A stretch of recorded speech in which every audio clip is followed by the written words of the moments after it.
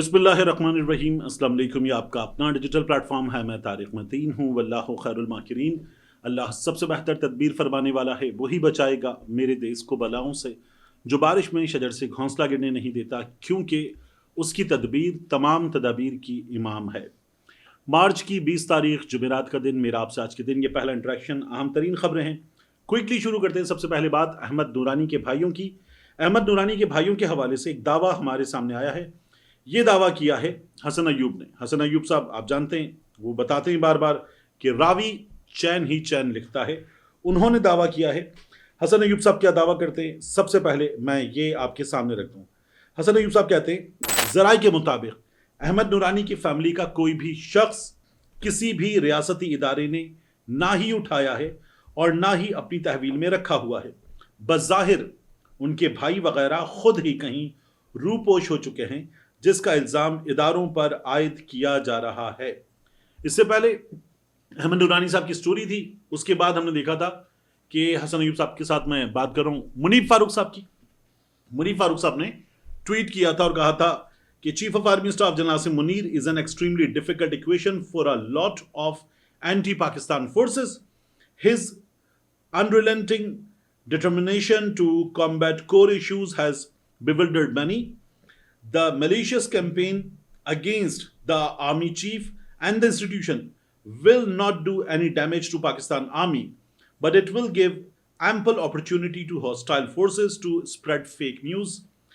Make no mistake, at this testing time, Pakistan stands united with Pakistan army and its leadership. ये मुनीब फारूक साहब ने tweet किया था। इसको इन्होंने कहीं भी किसी से भी एट्रीब्यूट नहीं किया था कि ये उनके सोर्सेज के मुताबिक दावा है। किसका दावा है, क्या है, तो ये मुनीब फारूक साहब के अपने ख्यालात थे। हसन अयूब साहब ने ज़राए के हवाले से खबर दी है कि अहमद नूरानी के भाइयों को किसी रियासती इदारे ने नहीं उठाया है।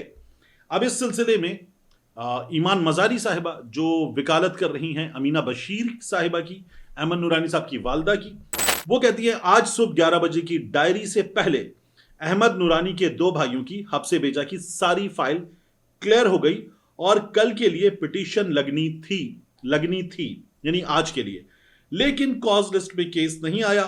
ये रियासत नहीं, ये अवाम पर काबिज बदमाश हैं जो हर रियासती सुतून को शहरियों के खिलाफ हथियार के तौर पर इस्तेमाल करते हैं। ये ईमान मज़ारी साहिबा ने कहा है। अहमद नूरानी साहब ने कहा था कि उनके घर एक हसास इदारे के एहलकार आए और एक साहब आए जो गालिबन वर्दी में थे, पुलिस वाले थे, गुलजार नाम बताया था। उनके दो भाइयों को ले गए, वालदा से उनकी बहन से बदतमीजी की और उनका एक मोबाइल फ़ोन अपने साथ ले गए, एक से चीज़ें डिलीट करवाईं। ये अहमद नूरानी साहब ने बताया था। फिर उनके घर असद तूर साहब गए और उनकी बहन का इंटरव्यू किया। ये तमाम चीज़ें हमारे सामने हैं। अहमद नूरानी के भाई अगर खुद रूपोश हुए हैं तो जाहिर है कि उनको पता चलाना रियासत के लिए अपनी तमाम तर टेक्नोलॉजी के साथ मुश्किल काम नहीं है, पता चला लिया जाए। अहमद नूरानी साहब झूठ बोल रहे हैं तो ये भी हमारे सामने आ जाना चाहिए।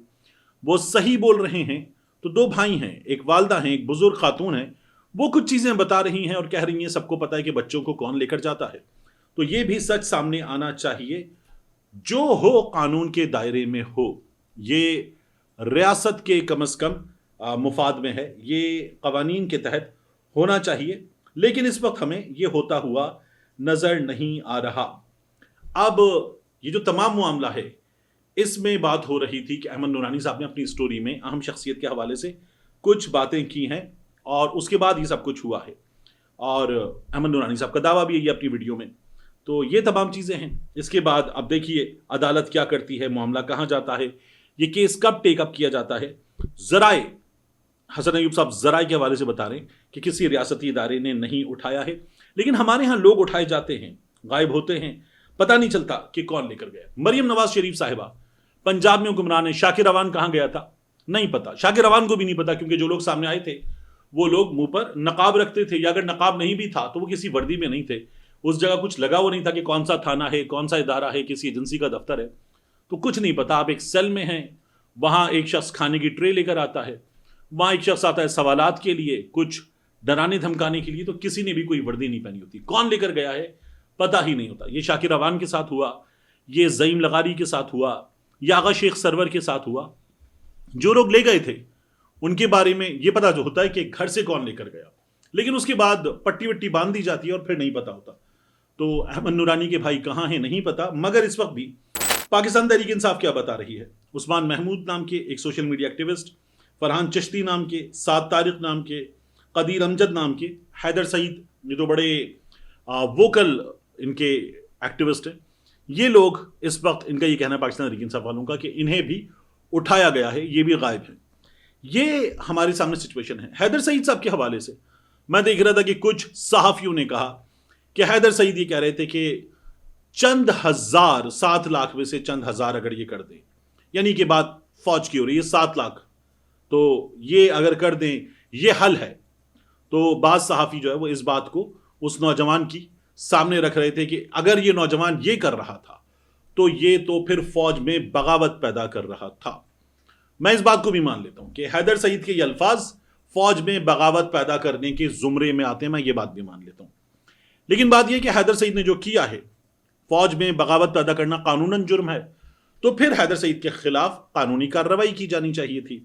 حیدر سعید کے والد نے جو بتایا اور جس طرح سے وہ لے جایا گیا، اس میں ہمیں یہ پتا چلا کہ ان کو کچھ بھی نہیں پتا تھا. بعد میں FIA کا معاملہ ہمارے سامنے آیا تھا. اکثر ہوتا ہے کہ لوگ غائب ہوتے ہیں اور نہیں پتا چلتا. میں نے آپ کو جو صحافیوں کی مثالیں دی، 3 نوجوان صحافیوں کی، ان کے کیس میں کچھ بھی نہیں پتا تھا ہمیں، کئی دن غائب رہے، اب بھی نہیں پتا کیا ہوا تھا. اسی طرح سے ہمارے ہاں سیاسی شخصیات، غیر سیاسی شخصیات، ہمارے ہاں صحافی، ایکٹیوسٹ، یہ کئی دن غائب رہتے ہیں، واپس بھی آتے تو کچھ پتا نہیں چلتا کہ کہاں تھے. تو یہ ہمارے ہاں کامنلی ہو رہا ہے.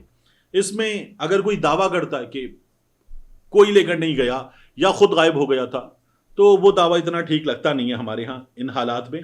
یہ ایک بہت بڑی حقیقت ہے، یہ حقیقت ہمارے سامنے رہنی چاہیے. اب اس کے بعد میں آپ سے عرض کروں کہ تحریک تحفظ آئین پاکستان کے لوگ، یہ اور مولانا فضل الرحمان صاحب، ان کے ساتھ مصطفیٰ نواز کھوکھر صاحب، یہ تمام ہمیں نظر آئے مصطفیٰ نواز کھوکھر صاحب کی قیام گاہ پر. وہاں ان سب کا اکٹھ تھا، اس میں کچھ فیصلے کیے گئے، سیاسی صورتحال پہ غور کیا گیا، اور وہاں پر غالباً انہوں نے روزہ بھی کھولا اور کھانا بھی کھایا، اور اس کے بعد ان لوگوں نے کچھ فیصلے کیے ہیں. محمود خان اچکزئی صاحب ان فیصلوں کے حوالے سے بتاتے ہیں کہ اپوزیشن رہنماؤں کے اعزاز میں دعوت افطار تھی. شرکا نے اس بات پر اتفاق کیا کہ ملک کو آئین کے مطابق چلایا جائے، اور حالات کا تقاضا ہے کہ مسائل کے حل کے لیے ہمیں دائروں کا سفر ختم کرنا ہوگا. امپورٹنٹ یہ ہے کہ عید کے بعد ممکنہ اپوزیشن اتحاد کو حتمی شکل دی جائے گی. عید کے بعد یعنی ممکنہ اپوزیشن اتحاد کو حتمی شکل دینا ہمارے ذہن میں یہ تھا کہ یہ رمضان میں ہو جائے گا. عید کے بعد ہم ان کے پلان کو دیکھیں گے. اب عید کے بعد ان کی حتمی شکل ہمارے سامنے آئے گی، تو اس کے بعد ہم ان کے پلان کو دیکھیں گے. یہ پلان کتنا لمبا ہے، مہینہ پلس 1.5 مہینہ، گولز کیا سیٹ کرتے ہیں، تو یہ ہمارے سامنے آئے گا. لیکن فضل الرحمان صاحب ابھی ہمیں ان کے ساتھ نظر آ رہے ہیں. کچھ لوگوں کا یہ کہنا ہے کہ ریاست فضل الرحمان صاحب کو اپنی طرف لے آئے گی جب عمل درآمد کیا جائے گا. یہ جو نیشنل سیکیورٹی کمیٹی ہے، اس کے فیصلوں پر عمل درآمد کیا جائے گا تو ریاست فضل الرحمان صاحب کو ذمہ داریاں دے کر اپنے ساتھ لے آئے گی.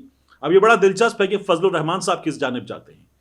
یعنی اگر اپوزیشن یہ سمجھ رہی ہے کہ ہمیں فضل الرحمان کی ضرورت ہے، تو حکومت بھی سمجھتی ہے کہ فضل الرحمان کو اپنی طرف لانا ہے، کیونکہ فضل الرحمان وہاں چلے گئے تو مشکل ہوگی، کیونکہ اسٹریٹ پاور ہے ان کے پاس.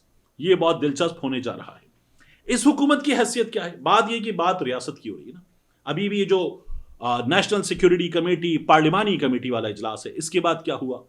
تو اس حکومت کی حیثیت کیا ہے؟ فضل الرحمان کے معاملے میں بھی جو ضروری سمجھتی ہے وہ ریاست سمجھتی ہے. یہ میں آپ کے سامنے رکھ دیتا ہوں.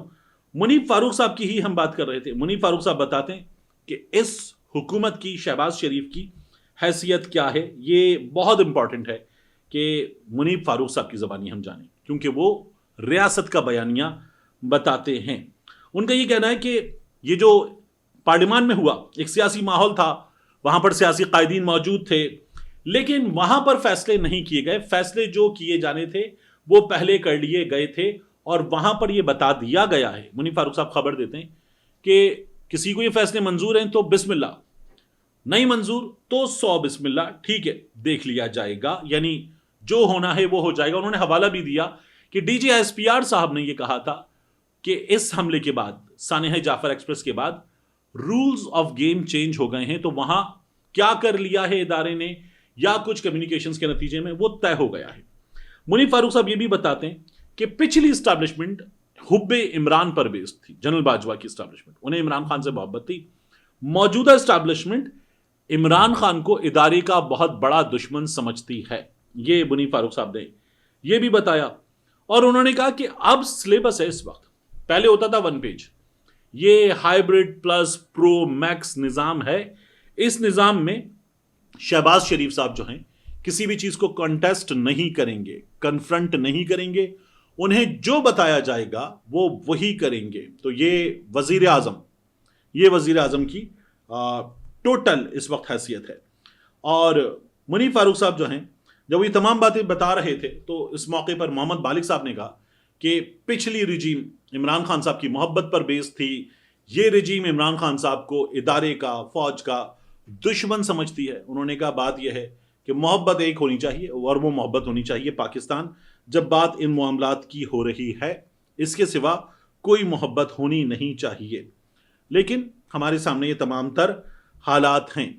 آخری چیز، پاکستان تحریک انصاف نے مریم نواز شریف صاحبہ کی یہ جو کروڑوں کے اشتہارات ہیں، بلکہ اگر آپ سال لگائیں تو یہ کروڑ پلس کیا یہ ارب پلس بنے گا، اس کے اشتہارات ہیں، اور یہ جو 62 صفحوں کا سال مکمل ہونے پر سپلیمنٹ تھا، ان تمام چیزوں کا جواب دیا ہے۔ اور ایک وائٹ پیپر پاکستان تحریک انصاف سے بہت ڈیمانڈ کی جا رہی تھی کہ جاری کرے، تو پاکستان تحریک انصاف نے وائٹ پیپر جاری کر دیا ہے۔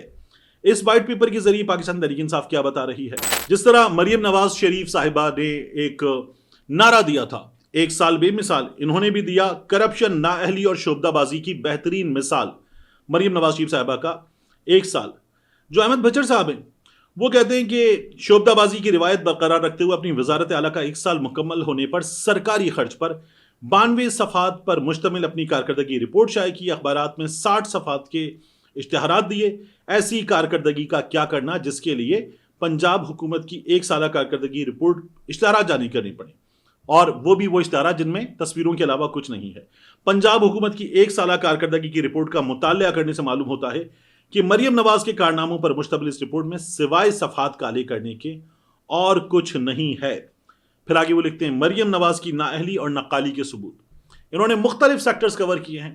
میں آپ کے سامنے مثال دیتے ہوئے 5 سے 6 موسٹ امپورٹنٹ سیکٹرز جو انہوں نے وائٹ پیپر میں لکھے ہیں وہ رکھ دیتا ہوں۔ مریم نواز شریف صاحبہ کہتی ہیں جرنلسٹ ہاؤسنگ اسکیم فیز 2 دعویٰ، جو مریم نواز شریف صاحبہ کا دعویٰ ہے۔ پنجاب حکومت نے لاہور کی صحافی کالونی کے فیز 2 کے منصوبے کا آغاز کیا ہے، جس کا مقصد 3200 صحافیوں کو رہائشی سہولیت فراہم کرنا ہے۔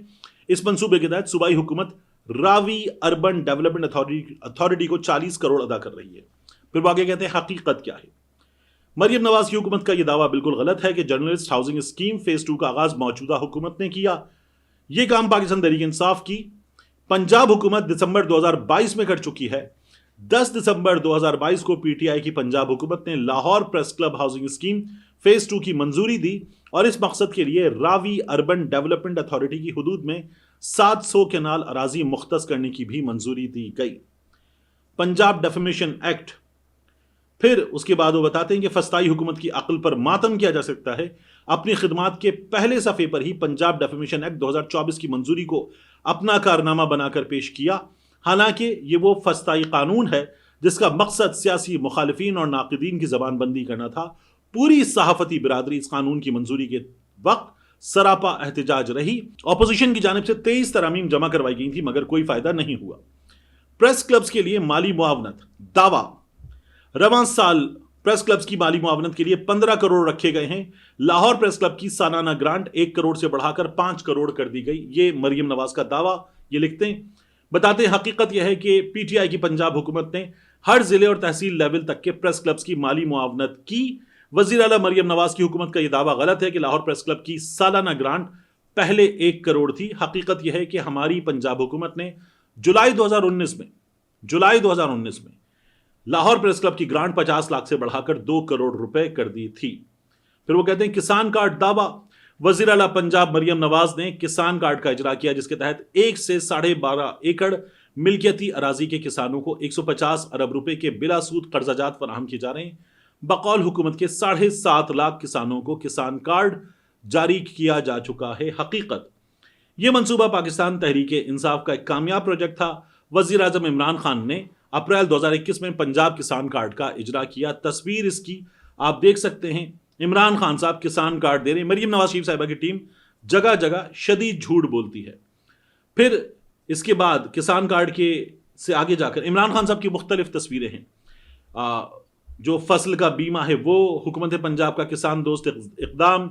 इमरान खान साहब ने ये जो मुर्गियाँ, बकरियाँ, गाय ये देने का सिलसिला शुरू किया था, इसकी भी तस्वीरें हैं। और ये तमाम चीज़ें इमरान खान साहब की हुकूमत पहले ही कर चुकी थी। ग्रीन ट्रैक्टर प्रोग्राम, पंजाब में ज़राअत के फ़रोग़ के लिए 12 साल बाद वज़ीर आला पंजाब ग्रीन ट्रैक्टर प्रोग्राम मुतारिफ करवाया गया। ये मरीम नवाज का दावा है। हमने देखा था चीन में भी ट्रैक्टर पे चढ़ी थी मरीम नवाज शरीफ साहिबा, यहाँ पंजाब में भी ट्रैक्टर पे सवार हुई और ट्रैक्टर चला के दिखाया था। हकीकत इमरान खान साहब की आप तस्वीर भी देख सकते हैं। यह दावा भी सिरे से गलत है कि पंजाब में 12 साल बाद ग्रीन ट्रैक्टर प्रोग्राम मुतारिफ करवाया गया। पीटीआई की पंजाब हुकूमत ने जनवरी 2019 में आने के फौरी बाद ट्रैक्टर स्कीम का आगाज किया, जिसको मरीम नवाज ने ग्रीन ट्रैक्टर प्रोग्राम का नाम दे दिया। यह आप तस्वीर देख सकते हैं। कामयाब जवान, कामयाब किसान, इमरान खान साहब की तस्वीर मौजूद है और यह पाकिस्तान तहरीक इंसाफ का काम था। और फिर इसके बाद वज़ीर आला होनहार स्कॉलरशिप दावा, ये जो मरीम नवाज शरीफ साहिबा जाती है ना, हर जामिया में जाती हूँ, जाके बच्चों को कहती है मैं तुम्हारी माँ हूँ, और वहाँ पे कहा था वो आ गई है। और मरीम नवाज शरीफ साहिबा कहती है मेरे बच्चों कभी ये भी मत करना, ये भी मत करना, ये भी मत करना। तो पंजाब के सरकारी और निजी यूनिवर्सिटियों के तालिब इल्मों के लिए होनहार स्कॉलरशिप प्रोग्राम लॉन्च किया, जिसके जरिए 30,000 तालिब इल्मों को 15 अरब रुपए स्कॉलरशिप्स के दिए गए हैं। हकीकत मरीम नवाज ने सिर्फ एक स्कॉलरशिप लॉन्च किया। तहरीक इंसाफ ने अपने दौर में 4 तरह के स्कॉलरशिप प्रोग्राम दिए थे। एहसास, नए पाकिस्तान का गरीब दोस्त प्रोग्राम, और इसमें नवंबर 2019 में वज़ीर आज़म इमरान खान ने मुल्क की तारीख के सबसे बड़े अंडर ग्रेजुएट स्कॉलरशिप प्रोग्राम का आगाज किया, जिसके तहत 50,000 फीकस की शरह से 2 लाख तालिब इल्मों को वज़ाइफ दिए गए थे। मरीम नवाज शरीफ साहिबा 30,000 तालिब इल्मों के लिए कर रही हैं ये। तो मरीम नवाज शरीफ साहिबा की जो झूठ हैं, इस वाइट पेपर के जरिए वो जो सफ़ेद झूठ हैं वो सामने लाए गए हैं। पाकिस्तान तहरीक इंसाफ ने एक अच्छा काम किया है कि तमाम चीज़ें इनकी डॉक्यूमेंट कर दी हैं। मैंने कुछ चीज़ें आपको बताई हैं, कुछ चीज़ें मैं आगे जाकर आपके सामने रखूंगा, और इसमें सबूत मौजूद है कि मरीम नवाज शरीफ साहिबा जो दावे कर रही हैं वो दावे किस तरह से मुकम्मल तौर पर गलत हैं। मिलते हैं इंशाल्लाह आपसे अगली वीडियो में।